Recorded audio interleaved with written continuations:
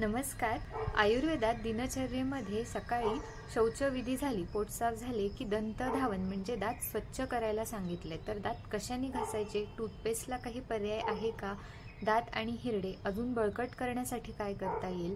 मुलांचे दात किडू नाही, त्यांच्या दातांच्या आरोग्यासाठी अजून काय विशेष काळजी घेता येईल हे आजच्या व्हिडिओमध्ये बघणार आहोत. तर व्हिडिओ शेवटपर्यंत बघा. घासण्यासाठी तिखट, तुरट आणि कडू चवीच्या जे काही वनस्पती आहेत त्यांची काठी वापरली जाते. त्यालाच आपण दातून म्हणून ओळखतो. तर मग ते कडुलिंब आहे, खदीर आहे, अर्जुन, अर्क असे विविध वनस्पती आहे ज्याचे दातून वापरली जातात. भारतातल्या काही भागामध्ये अगदी आंब्याचे जे काही काठी आहेत ते सुद्धा वापरली जाते. ज्येष्ठमध सुद्धा चघळली जाते. तर हे सगळे जे वनस्पती आहेत ते क्रिमिग्न आहेत, म्हणजे जंतुनाशक आहेत, व्रणरोपक आहेत. तोंडात किंवा हिरड्यांमध्ये थोडीफार जी काही जखम झाली असेल ती भरून काढणारी आहे, रक्तशोधक आहेत. हे कशी वापरायची ते बघू. ह्या सगळ्या वनस्पतींपैकी कडुलिंबाची जी काठी आहे ती सर्वत्र आणि सहज उपलब्ध असते. तर काठी घेऊन स्वच्छ धुवून घ्यायची आणि ती एका कडेला व्यवस्थित चावून घ्यायची. चावल्यानंतर ती काही अशा प्रकारे दिसेल. तर ह्यानेच फक्त दात स्वच्छ केले आणि चघळून व्यवस्थित गुळणा केला तरीही चालेल, किंवा मग आपण एक दंतशोधन चूर्ण ज्याची पेस्ट कशी बनवायची हे बघणार आहोत. तीच ह्या काठीला लावून दात घासले तरीही चालेल. घरच्या घरी अगदी सोपा आणि 100% नैसर्गिक पेस्ट बनवण्यासाठी तुम्हाला त्रिकटू लागणार आहे, म्हणजे सुंठ, मिरे आणि पिंपळी. ह्यासोबतच दालचिनी, वेलची आणि तेजपत्ता. तर हे सगळे समप्रमाणात ह्यांची चूर्ण घ्यायची आहेत आणि ती कालवून एका डब्बीत ठेवायची. ह्यामध्ये तुम्ही समप्रमाणात हळदसुद्धा घालू शकता. अधेमध्ये ह्यात चिमूटभर सैंधव टाकून सुद्धा तुम्ही वापरू शकता. तर ह्यामध्ये जेव्हा तुम्ही वापरता त्यावेळेस गरजेप्रमाणे मध आणि तिळाचं तेल टाकायचं आहे. आणि तुम्ही बघू शकता मग ह्या चूर्णाची कन्सिस्टन्सी कशी छान पेस्टसारखी झालेली आहे. तर आपण जो दातून बनवला आहे त्याच्यावरच हे व्यवस्थित पेस्ट लावून तुम्ही ब्रश करू शकता, किंवा ही जी पेस्ट आहे ती हिरड्यांना, दातांना व्यवस्थित लावायची आणि बोटाने दात घासायचं. तर हे चूर्ण, मध आणि तेल ह्या संयोगाने तोंडातले, घशातले चिकटलेले कफ निघेल, तोंड स्वच्छ होईल, तोंडाची रुची वाढेल. आणि हे सगळे औषधं जंतुग्न आहे, त्याच्यामुळे कृमीदंत नावाचा आजार होणार नाही. कृमीदंत म्हणजे कॅव्हिटीज किंवा दात किडणे ह्या प्रकारचे आजार होणार नाही. आयुर्वेदात सांगितलेले दशन संस्कार चूर्ण हे आयुर्वेदिक मेडिकलमध्ये किंवा ऑनलाईन सुद्धा उपलब्ध असतं. ह्याचा सुद्धा तुम्ही दंतमंजन म्हणून वापर करू शकता. आयुर्वेदात सकाळी एकदा दात घासायला सांगितलं आणि प्रत्येक जेवणानंतर दात घासायला सांगितले. प्रत्येक जेवणानंतर जर ते शक्य नसेल तर किमान सकाळी एकदा आणि रात्रीच्या जेवणानंतर तरी दात घासायचं. कोणी घासायचे नाही तर ज्यांना अजीर्णामुळे उलटी होत आहे, खूप खोकला होतोय, दम्याचा त्रास होत आहे, घसा, कान किंवा डोकं ह्यामध्ये तीव्र वेदना असतील, अशा वेळेस दात घासायचं नाही आहे. जर काही कारणांनी हिरड्यामध्ये जखम असेल किंवा इन्फेक्शन असेल तसल्या वेळेसही दात घासायचा नाही. कोणी दात आणि हिरडे अजून मजबूत बनवण्यासाठी तैलगंडूष अभ्यासो दंतबल रुचिकरणम असं चरकाचार्यांनी सांगितले. तैलगंडूष धारण म्हणजे काय, तर तिळाचं तेल हे तुमच्या तोंडात मावेल इतकं थोडं कोमट करून धरून ठेवायचं आहे. किती वेळ धरायचं आहे, तर जोपर्यंत नाकातनं आणि घशातनं कफाचा स्राव होत नाही. कमीत कमी 5 मिनिटं, जास्तीत जास्त 7 ते 8 मिनिटं धरून ठेवायचं आहे. तर ह्याने दात आणि हिरडे तर मजबूत बनतातच, पण हे जे काही आपला जबडा आहे ह्याला हनुसंधी म्हणतात, तर हे सुद्धा बळकट बनतं. दातात सारखे वेदना होत असतील, दात हलत असेल किंवा दात हलू नाही, ह्यासाठी तैलगंडूष खूप फायद्याचा ठरतो. काही जणांना आंबट किंवा थंड पदार्थ खाल्ल्यानंतर एक प्रकारे दातामध्ये वेदना होतात किंवा सेन्सिटिव्हिटी होते. तर त्यांच्यासाठी गाईच्या दुधामध्ये गाईचं तूप किंवा तिळाचं तेल टाकून गंडूषा धारण करायला सांगितले. त्याच्याने दंतहर्ष कमी होतो. आपल्या फटीत छोटे छोटे अन्नकण फसलेले असतात, तर ते काढण्यासाठी, तोंड स्वच्छ करण्यासाठी कवल धारण सांगितले. कवल धारण म्हणजे गुळणा करणे, चूळ भरणे. तर आपण बघतो बाजारात बरेच माउथवॉश अवेलेबल असतात, तर ह्याच्यासाठी उत्तम पर्याय म्हणजे त्रिफळा काढा. आपण ह्याच्याने तोंड स्वच्छ करू शकतो.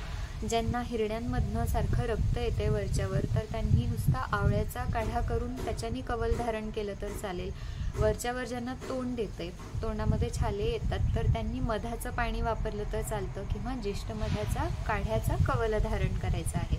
जेवणानंतर मुखवास वापरला पाहिजे, त्यामध्ये मग लवंग आवर्जून वापरायचा. लवंग असेल, वेलची असेल, कापूर आहे, जायफळ, सुपारी, चुना आणि पान, तर ह्या सगळ्यांचं तांबूलसुद्धा बनवलं जातं किंवा विडा बनवला जातो.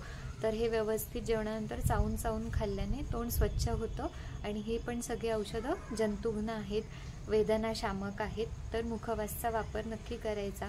त्याशिवाय जे काही चावून खाण्यासारखे पदार्थ आहेत, जसे फळं असतील किंवा सुकामेवा असेल, ड्रायफ्रूट्स असतील, ते सुद्धा व्यवस्थित चावून खायचं. त्यांचं ज्यूस किंवा स्मूदी असं बनवून प्यायचं नाही. व्यवस्थित चावल्याने आपल्या जबड्यांचा, दातांचा व्यायाम होतो. त्याशिवाय खूप कठीण पदार्थ असतील, जसे बऱ्याच जणांना बॉटलचं जो झाकण आहे ते दाताने उघडायची सवय असते, पेन्सिल असेल, पेन असेल ते तोंडात ठेवून चघळण्याची सवय असते, तर ही चुकीची आहे. म्हणून खूप कठीण पदार्थसुद्धा दाताने चावायचा प्रयत्न करायचा नाही. ज्यांना दातांचा आजार आहे त्यांनी आहारामध्ये अतिप्रमाणात थंड किंवा अतिप्रमाणात गरम पदार्थ टाळायचे आहेत, आंबट पदार्थ टाळायचे आहेत. त्यासोबतच वृक्ष पदार्थ म्हणजे नुसतंच भाकरी भाजी किंवा चपाती भाजी खाण्यापेक्षा त्यासोबत काहीतरी पातळ म्हणजे वरण असेल, आमटी असेल, तर ते सुद्धा ठेवायचं आहे. म्हणजे ते व्यवस्थित चावलं जाईल आणि पचनसुद्धा व्यवस्थित होईल. लहान मुलांमध्ये काय विशेष काळजी घ्यायची, ती काळजी घ्यायला सुरुवात करायची ती त्यांना दात यायला सुरुवात होते तेव्हापासून. तर सहसा 6व्या महिन्यानंतर 7व्या महिन्यात दात यायला सुरुवात होते. तर तोंडाला जास्त प्रमाणात लाळ सुटणे, भूक मंदावणे, तर हिरड्यांना सूज आलेली असते, लाल झालेले असतात, ह्याच्यावरनं आपल्याला कळतं की दात यायला सुरुवात झाली आहे. अशा वेळेला मधाने हलके हलके हिरड्यांना चोळायचं. त्यामध्ये तुम्ही 1 चिमूटभर डिकेमाली चूर्ण टाकू शकता किंवा त्यामध्ये अगदी कमी प्रमाणात चिमूटभर पिंपळी चूर्ण मधामध्ये टाकून व्यवस्थित तिथे लावू शकता. सगळ्याच मुलांना थोड्याफार प्रमाणात दात येताना त्रास होतो, तर हे लेप लावल्याने, मधाचा लेप लावल्याने थोडेफार त्रास कमी होते. दुधाचे दात किडू शकतात का? तर हो. बऱ्याचदा काय होतं की स्तनपान करत असताना किंवा बॉटल फिडिंगवर असेल बाळ, म्हणजे फॉर्म्युला मिल्क दिलं जातं किंवा गाईचं दूध दिलं जातं, तर दूध पीत असताना बाळ झोपी जातं आणि तोंडामध्ये बऱ्याच वेळेसाठी दूध राहतं, तर त्याच्यानी दात किडू शकतात. 6व्या महिन्यानंतर तसंही आपण वरचं हळूहळू खायला द्यायला लागतो बाळाला.